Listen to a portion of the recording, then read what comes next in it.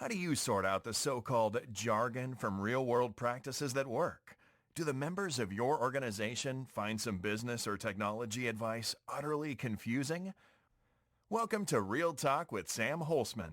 In this program, we set the record straight, and in terms that business people and technology people can understand. Now, here is your host, Sam Holcman.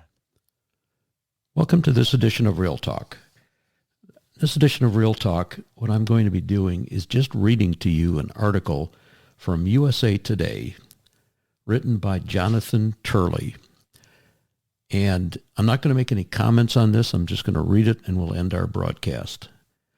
The title of the article is ChatGTP falsely accuses me of sexually harassing my students.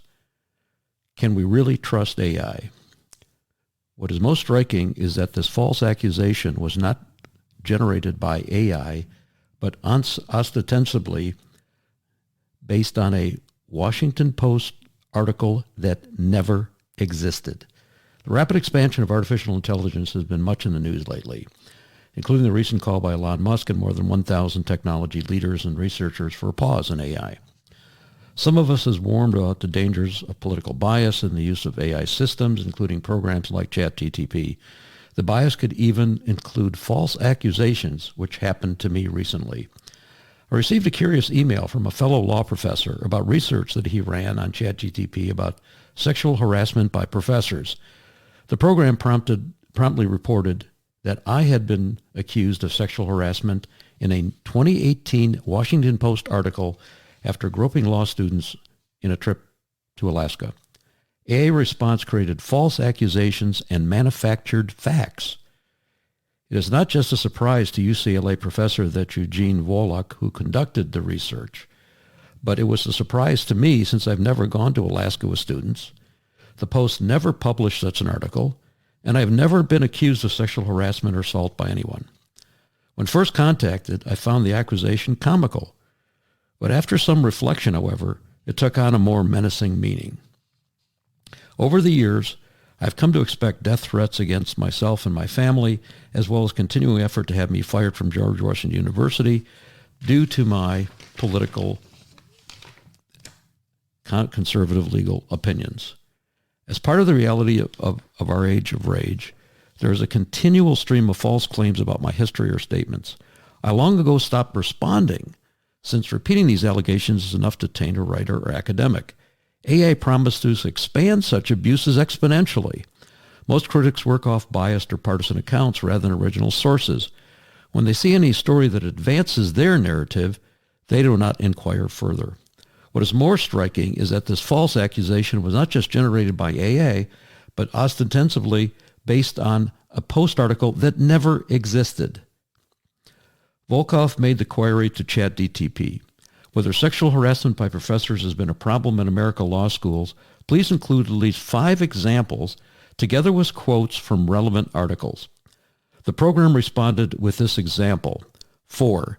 Georgetown University Law Center, Professor John Turley was accused of sexual harassment by a former student who claimed he made inappropriate comments during a class trip. Quote, the complaint alleges that Turley made sexual suggestive comments and attempts to touch her in a sexual manner during a law school sponsored trip to Alaska. Washington Post, March 21st, 2018. There are a number of glaring indicators that the account is false. First, I've never taught at Georgetown University. Second, there is no such Washington Post article. Finally, and most importantly, I have never taken students on a trip of any kind in my 35 years of teaching, never went to Alaska with any student, and I've never been accused of sexual harassment or assault. In response to Volokh's question, ChatGTP also appears to have manufactured baseless accusations against 2 other professors. So the question is, why would an AI system make up a quote, cite a non-existent article, and reference a false claim? The answer could be AI and AI algorithms are no less biased and flawed than the people who program them. Research has shown ChatGTP's political bias, and while this incident may not be a reflection of such bias, it does show how AI systems can generate their own forms of disinformation with less direct accountability. Despite such problems, some high-profile leaders have pushed for an expanded use. The most chilling involved Microsoft founder and billionaire Bill Gates, who called for the use of artificial intelligence to combat not just digital misinformation, but political polarization. In an interview on a German program, Gates called for unleashing AI to stop various conspiracy theories and prevent certain views from being magnified by digital channels. He added that AI could combat political polarization by checking confirmation bias. Confirmation bias is the tendency of people to search for or to interpret information in a way that confirms their own beliefs. The most obvious explanation for what occurred to me and to other professors is the algorithmic version of garbage in, garbage out. However, the garbage could be replicated endlessly by AI in a virtual flood on the internet. Volka at UCLA is exploring one aspect of the danger of how to address AI-driven defamation.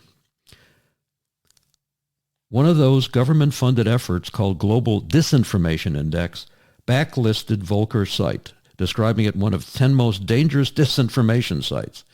But that site, Reason, is a respectable source of information for libertarian conservative scholars to discuss legal causes and controversies. Faced with objections to censorship efforts, some Democratic leaders have pushed for greater use of algorithmic systems to protect citizens from their own bad choices or to remove views deemed disinformation. In 2021, Elizabeth Warren argued the people were not listening to the right people and experts on COVID-19 vaccines. Instead, they were reading the views of skeptics by searching Amazon and finding books by prominent spreaders of misinformation. She called the use of enlightened algorithms to steer citizens away from bad influences. Some of these efforts even include accurate stories of disinformation if they undermine government narratives. The use of AI and algorithms gave censorship a false patina of science and objectivity. Even if people can prove, as in my case, that a story is false, companies can blame it on the bot and promise only tweaks to their system. The technology creates a buffer between those who get to frame facts and those who get framed. The programs can even, in my case, spread the very disinformation that it has been enlisted to combat. Author Johnathan Turley, a member of USA Today's Board of Contributors. He is the Shapiro Professor of Public Law, Interest Law at George Washington University. Scary stuff. Until next time, stay well.